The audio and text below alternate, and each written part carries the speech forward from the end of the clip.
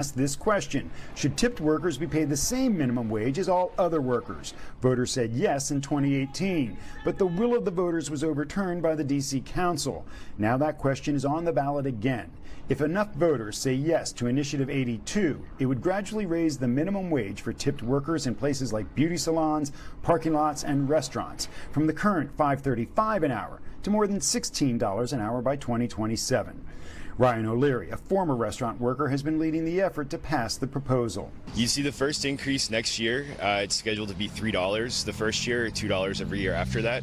I don't think people should be worried about price increases. It'll be so marginal and so small that they won't see any real difference. In a statement, the Restaurant Association of Washington warns against increasing the minimum wage for tipped workers. A few years later, popular D.C. restaurant closing its doors, blaming the controversial Initiative 82. Fox 5's Homa Bash live in Northeast D.C.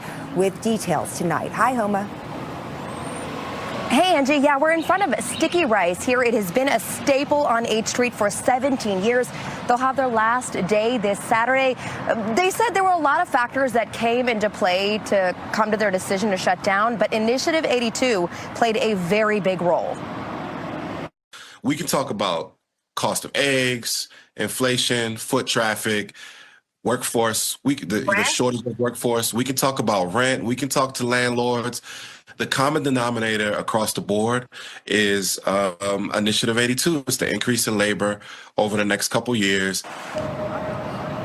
So after passing overwhelmingly by voters in 2022, Initiative 82 increased the tipped minimum wage for workers from $5.35 an hour to now $10 an hour. On July 1st, it'll go up to $12 an hour and keep stepping up until 2027, when restaurant workers in D.C. will be making $17.50 an hour. Hello, ladies and gentlemen. I hope you're all having a great and wonderful day. Well, what we have here is another failure of a minimum wage hike, which is causing the destruction of Washington, D.C., which is hilarious because we just started talking about on how bad Washington, D.C.'s crime was and how all the issues that it was causing. Now we have this to where Washington, D.C., where their very socialist, very far left ideals is destroying the actual place here. And with that being said, we're going to go directly into this because it has lost over 50 restaurants and 900 jobs were lost due to this. Shocker, right? Well, without further ado, my friends, let's get into this. In D.C. now, a troubling trend is hitting the city's dining scene. Nearly 900 restaurant jobs have disappeared just in the past few months. With D.C. Restaurant Week almost here, 7 News reporter John Gonzalez is live, digging into what's behind these closures and the push to reverse course. John, good morning. Melanie, good morning. From popular brunch spots on Capitol Hill to longtime bistros here in Georgetown, D.C. restaurants are closing at a rate of nearly 2 per week, and even iconic places like J. Paul's, which was once thriving here in Georgetown, now turning into a clothing store. A new report by the Restaurant Association of Metropolitan Washington shows full-service restaurant employment sharply fell between March and June, marking the largest drop in years. Now, much of the blame, they say, lies with Initiative 82. Under the law, base pay for tipped workers is rising year by year, making labor costs tougher to manage. The D.C. Council has already stepped in, freezing the tipped wage at $10 an hour until 2026 and stretching out the timeline for full parity until 2034. Mike Jones says it's not enough. We're getting a lot of people who have been in this business for a long time and have made very good living working at whatever was $5 an hour, $8 an hour, but they weren't concerned about that minimum wage because their talent was in how they performed a service at the bar or at the dining room table. That gratuity was for entertainment. That gratuity was for doing a good job. Those people who were making great money are now not making good money, and they're leaving. And restaurants are suffering from that. Now, One Fair Wage, an advocacy group behind Initiative 82, points to employment data showing record high restaurant jobs in D.C. as recently as April. They cite a New Yorker investigation alleging that the restaurant industry funds, front groups, and spreads misleading research to block wage laws across the country. More on that argument coming up.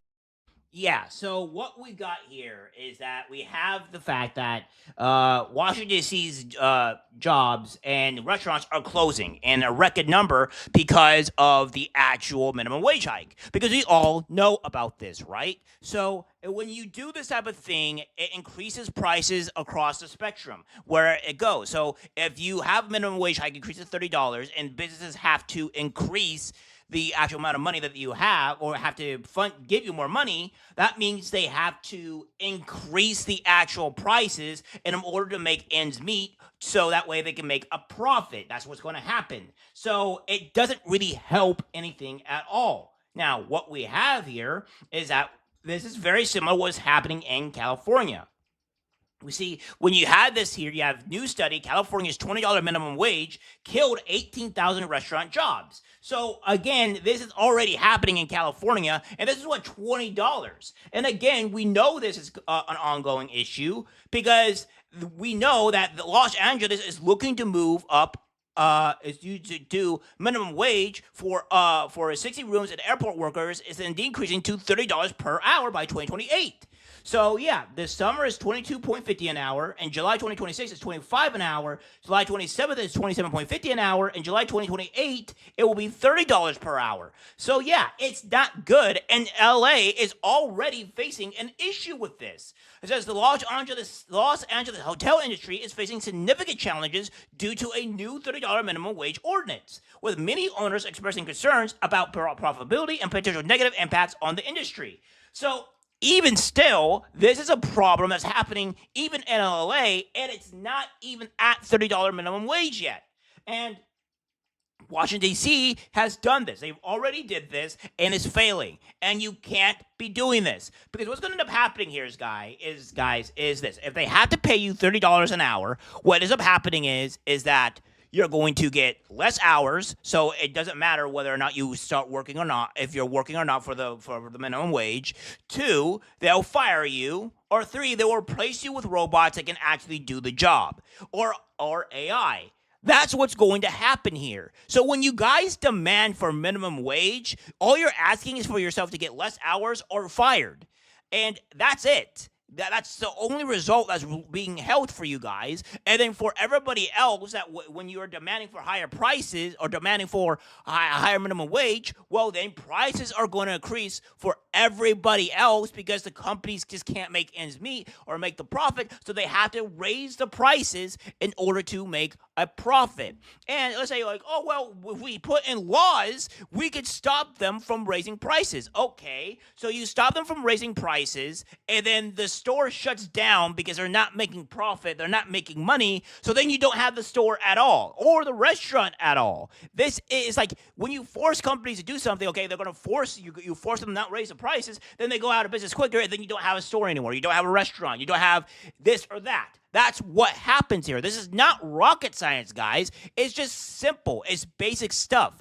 And until you start realizing, you leftists and you socialists start realizing, oh, this is a bad idea, this is going to continue to keep on happening. When you have a number of 50 restaurants closed and 900 jobs lost, that's not good. And that was a course of like a few years at best. So they are learning the hard way, and LA is going to learn this the hard way as well, and it's not going to be good. It's going to be incredibly bad. It's going to destroy LA, just like how it's destroying Washington, D.C., and it's all currents from there.